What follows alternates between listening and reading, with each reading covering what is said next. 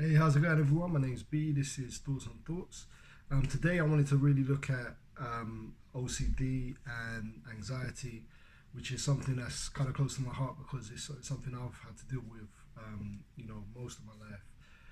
From when I was young, I've always had thoughts kind of running around in my head and ruminated. So, typically, it's called pure O, where you get caught up on your thought, and it's almost like you can't it just becomes so real. Whatever you're worried about, usually is something completely, you know, what would seem crazy or what would seem really untrue if you told someone else. If for whatever reason it feels so true to you and it feels so real to you, and it's almost like you're trying to work it out in your head. So you're trying to find some kind of solution. You're trying to just think your way into sorting out this problem, and hopefully it will just be gone like that. But the problem is, it never goes, and the more you think about it, the more thoughts you get, and it just kind of gets worse. So the topic for today I wanted to get into was how your brain, how you and your brain kind of perpetuate the OCD. So a lot of trying to recover from OCD is about learning just the mechanics of it, like how it works, what what kind of things you should avoid doing, and just the kind of foundational understanding of what it is. Because a lot of the time, if you don't understand it, you can get really caught up in your thoughts where you can think that they're 100% true, and you have to do certain things to sort them out. So and obviously that can lead to compulsion. So the cycle is usually you get a bad thought you don't like. It makes you feel bad. You want to feel better, so you react to the content of the thought, and you do some kind of action to try and sort that out. That makes you feel okay for a little while, for a temporary period, and then eventually the thought comes back in, and then you have to keep going round and round in that way. So one you might have is like harm OCD, where you're afraid of harming someone else. So say you drop something in the street, and you don't pick it up, or you can't pick it up for whatever reason. You go home, that's always on your mind, like, oh no, what if someone slips on that? What if someone hurts themselves? What if a kid picks it up and puts it in their mouth and chokes, and blah blah blah? And all these thoughts go around in your head, and then you're not going to feel better until you go back and you pick it up, or you see that it's gone or something like that. So that creates a compulsion. So it makes you, it's really this urge of just, I want to sort it out. So it's like you don't like uncertainty. You can't handle uncertainty, and you want to be certain about this thing. And usually you pick a thing that you can't be certain on, which is really, it can get really frustrating. So how a good way to understand it, I think, is that if you think about it, like the brain is just it's almost like a input machine, like a fear machine, right? So it can't, you are the input of your brain. And I know I'm simplifying the brain, obviously, but just for these purposes I will. So the brain has no input. What I mean by that is it has no senses. It has no, it can't hear, it can't see, it can't feel, it can't do any of that. So it just deals off what you give it, right? So it depends on what your inputs are, right? So the mind or whatever, there's hundreds of thousands of thoughts that get created every single day, in your mind, that you see running through. Some you pay attention to, some you don't care. They just run through, right? And eventually, in the case of OCD or possibly anxiety, you will get one thought where maybe it could be true, or maybe for whatever reason it's scary. It scares you, right? It really scares you. So a typical one I've had before, I get even now, is homosexual OCD or sexual orientation OCD, where basically it questions your sexuality. So if we take that for an example, a thought could come in your head where it will say something like, oh, what if you're gay, right? So you could let that go, like you let go the 99.999, whatever, for other thoughts. But for whatever reason, it worries you, or maybe it's there's reasons for it. Maybe there's like it's something, it's made in your mind to be the worst thing that you could be, or whatever. And it's hard for so it becomes hard for you to ignore that. So when you get that thought, a fear, you suddenly feel fear. Maybe the first time you felt fear, right? So what you're doing is you're telling your brain that, oh, this is something to fear. So then your brain gives you more of that. So if you look at it from like in a healthy example, like say you were trapped in the woods or in the jungle or in the wilderness or whatever, you know, you're doing a Bear Grylls kind of thing. You know, your brain, your input is that, oh shit, this is a scary situation. Like, I don't know what to do in this situation. This is scary.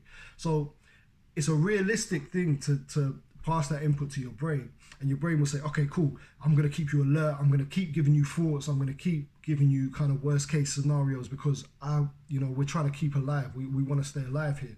So we're going to give you as many thoughts. We're not going to let you relax. It's probably going to be adrenaline pumping through your body.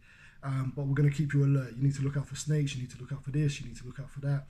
And it keeps you in an anxious state because that anxiety in that situation could save your life. But if we come to the example that we had before, which is basically just a thought, a possibility, and it's occurred in your natural, you know, day-to-day life, there's no obvious threat there.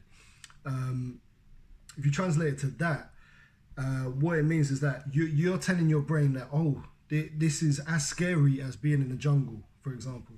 And the brain is not going to weigh up and say, oh, wait, the jungle is scarier than this or whatever. It's just that you are giving it the input. It's part of a chain, and you're giving it that input that this is a scary situation. So, you know, thinking you're gay or thinking you've harmed someone or, you know, all the other ones, all the other types of OCD, you're telling your brain that this is something we need to worry about. So it's going to give you exactly the same anxiety, exactly the same kind of, you know, thoughts that it would give if you were in a real life or death situation. So what happens is that you kind of lose sight of what is real. So fear, sometimes they say false evidence appearing real. So the acronym kind of, it stands to reason because it's false evidence. Like if you have a thought that's not real, it's not really real, but it appears real. So you get lost in that and you think that, oh, this is actually something I'm dealing with. This is, you know, this is a real thing. And then your brain kind of, because it's giving you more thoughts and more thoughts and more thoughts, it makes it seem even more real because you're thinking to yourself like, if this wasn't a real problem, why can't I stop thinking about it? Why am I getting so many thoughts and worries, and you know, why am I ruminating so much if this isn't a real situation? It must be a real situation. And because sometimes it can even overtake your whole, you know, focus, like all your attention is completely focused on that thought, right? When that thought pops in, oh no, I've got, and then it can be a thing of, oh, I'm worried that I might get that thought. So even when you're not having a thought, you're like, oh, I should be worrying about this thought. So it's just that you've given so much importance to this thought and this fear, and you've inputted fear. So imagine you're on a computer and you've said you've said a message to your brain and you said, watch out for this thought. If you get any of these thoughts, I need these thoughts to be brought to my attention ASAP. As soon as you get them, give them to me. And that's really what you've done, because you've loaded it up with so much fear.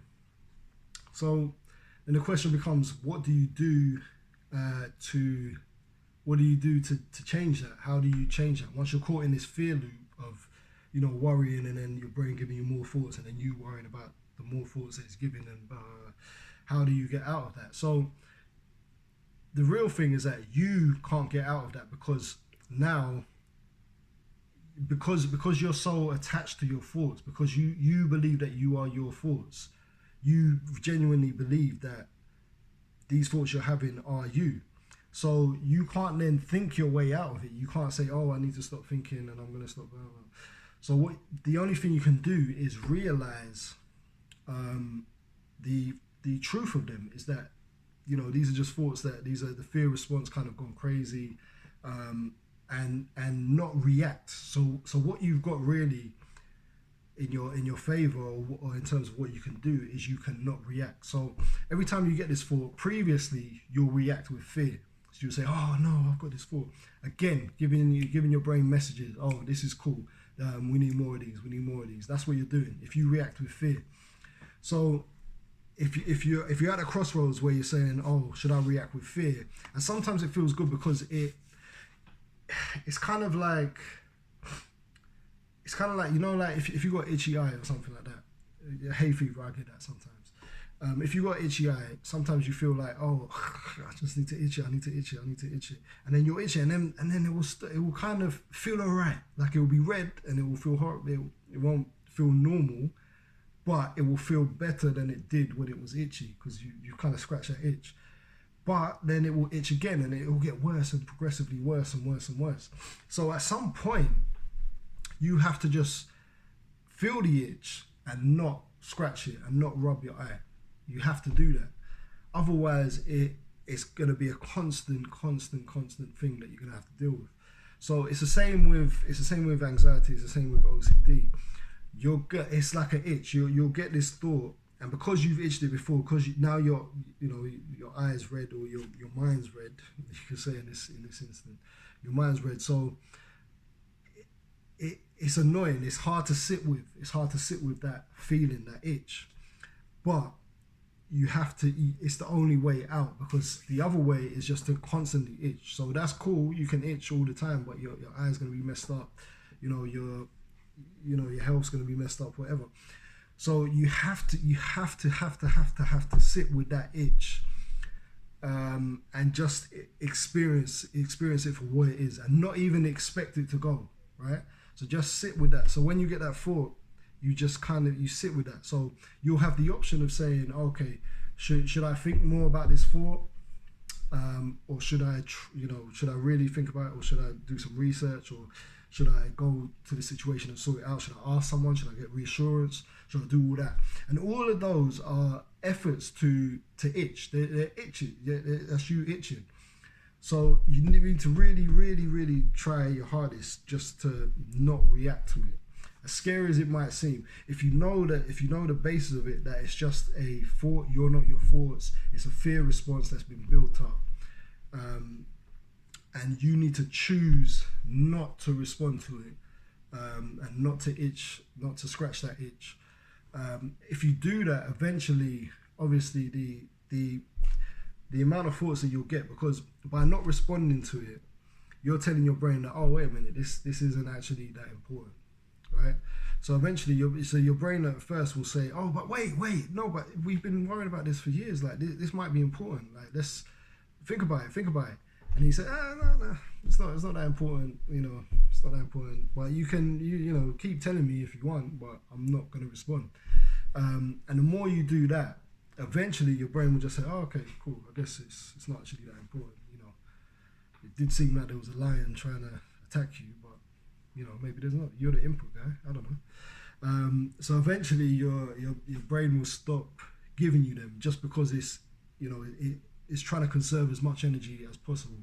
So if it doesn't need to give you, if you're not responding to this and saying, "Oh, this is fearful," it will stop telling you. But the key is that you can't expect that, as in you can't do it, right? You have to just let it be. So you can't say, "Oh, I need to relax. Okay, I'm going to sit down and meditate for 5 hours and then I'll be relaxed." No, because it's like your mind is doing something. So you can't get stillness from action, right? You can't get, there's a guy I'll link to him, he's called Paul Hederman, and he talks about this kind of stuff.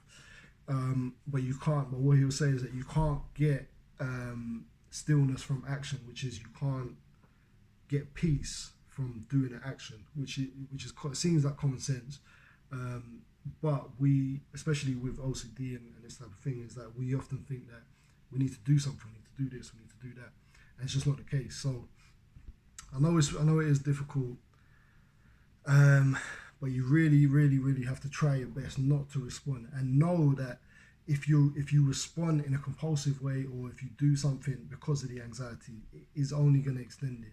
As much as it might make you feel okay or soothe you in the moment, it is only going to extend your anxiety and OCD.